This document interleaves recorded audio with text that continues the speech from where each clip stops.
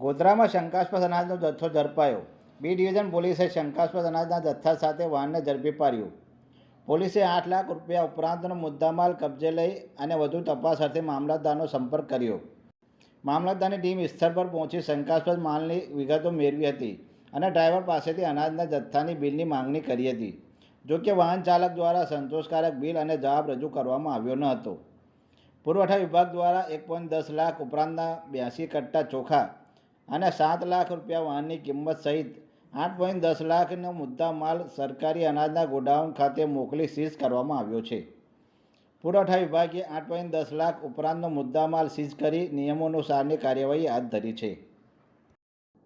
આજરોજ ગોધરા શહેરમાં B division police ચોકી દ્વારા પોલીસ ઇન્સ્પેક્ટરની ટીમ દ્વારા શંકાસ્પદ અનાજનું એક વાહન મળેલું એમને, તો એ અનાજના વાહનને પોલીસ સ્ટેશન લઈ જાય અને મામલતદારશ્રીને સંપર્ક કરેલો. મામલતદારશ્રી એસએકે સાથે સ્થળ પર ગયેલા અને ટેમ્પાની વિગતો જોતા ટેમ્પો નંબર GJ36V2806માં શંકાસ્પદ અનાજ ચોખા તરીકે મળી આવેલ છે.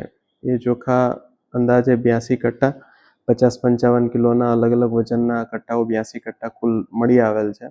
એ કટ્ટાઓ બાબતે ડ્રાઈવર પાસેથી બિલ વગેરે વિગતો માગતા ડ્રાઈવરે આપી શકેલ ના હોય શંકાસ્પદ ચોખાનું સેમ્પલિંગ લઈને એને હાલ આપણા તાલુકાના ગોડાઉન ખાતે સીઝ કરીને મૂકી આપેલ છે.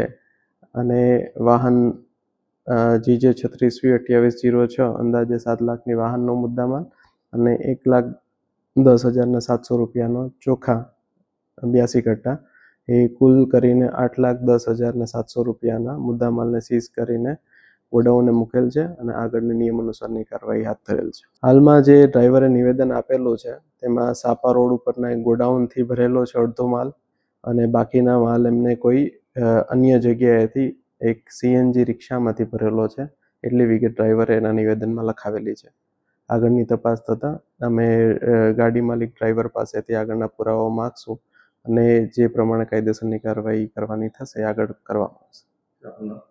ડૉક્ટર ભાર્ગવ ડાંગર, જિલ્લા પુરવઠા અધિકારી, ગોધરા.